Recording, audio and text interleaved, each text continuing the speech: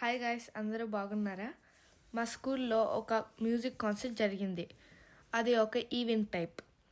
అందులో స్టూడెంట్స్ అంతా live music నేర్చుకుంటారు.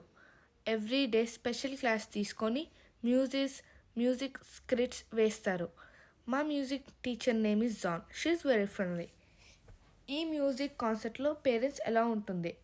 ఇంక నేను సత్య అయితే మమ్మీకి డాడీకి పదే పదే గుర్తు చేసి రమ్మని చెప్పాము. ముందుగా పేరెంట్స్ 1 by 1 కాన్సర్ట్ రూమ్కి రావాలి. మమ్మీ డాడీ ఉన్నప్పుడు క్యూ లైన్ చాలా పెద్దగా ఉంది అని చెప్పారు.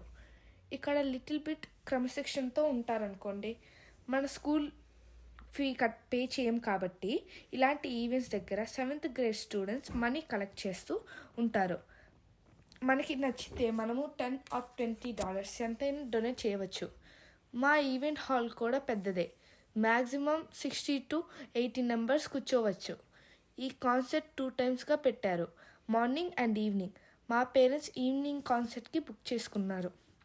ఇక్కడ మా మ్యూజిక్ టీచర్ మాట్లాడుతున్నారు. తన ఎక్స్పీరియన్సెస్ నేర్పించే విధానాల గురించి చెప్తున్నారు. టైం అంటే టైం. 6కి ఈవెంట్ స్టార్ట్ చేస్తారు. 1 second కూడా లేట్ చేయరు. పేరెంట్స్ ముందుకి కాన్సర్ట్ రూమ్లోకి వచ్చే ముందే స్టూడెంట్స్ వాళ్ళకి ఒక పాంప్లెట్ ఇస్తారు. అందులో మిగతా స్టూడెంట్స్ ఎలా పర్ఫామ్ చేస్తారు, ఏ టైంకి పర్ఫామ్ చేస్తారో ఉంటుంది. అదే ఫాలో అవుతారు. ఇక్కడ కనిపించేది 7th grade స్టూడెంట్స్ స్క్రిప్ట్స్.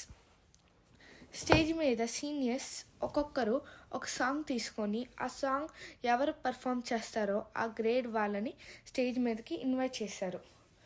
ఇక్కడ సత్య సింగింగ్ అండ్ విత్ యాక్షన్స్. వాడు ఫుల్గా ఎంజాయ్ చేశాడు ఎప్పటిలాగే.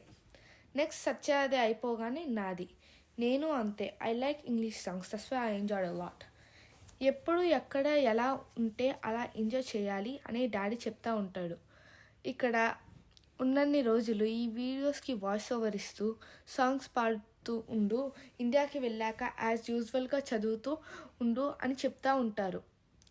కెనడాలో స్టడీస్ కొంచెం తక్కువగా ఉంటుంది ఇండియాతో పోలిస్తే. అలా అని నేను చదవకుండా ఈ వయసులో ఈ ఛానల్ ఏమిటి అనకండి.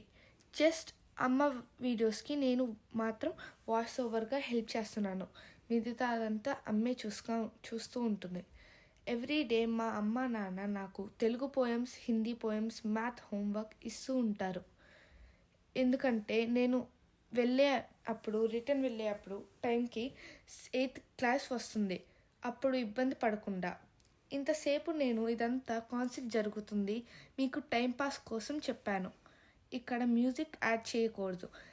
చేస్తే కాపీరైట్స్ పడుతుంది. That's why we don't put action music. ఇది అంతా అయిపోయాక సత్యాని డాడీ ఆడిస్తూ నా కోసం వెయిట్ చేస్తూ ఉన్నారు బయట. ఇంక నేను వచ్చాక కొద్దిసేపు ఆడుకొని ఇంటికి వెళ్ళాము. ఇంతసేపు నేను చెప్పింది విన్నారు కదా. అలా వెళ్ళకుండా నా ఛానల్ని సపోర్ట్ చేయండి. ఇంకా ఉంటాను. ఇట్లు మీ పరిణి.